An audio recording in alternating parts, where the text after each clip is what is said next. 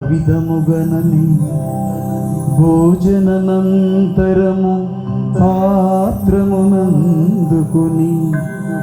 మరల నీకు కృతజ్ఞత వందనములు చెప్పి స్తుతించి శిష్యులకిచ్చుచు ఇట్లు అనివే,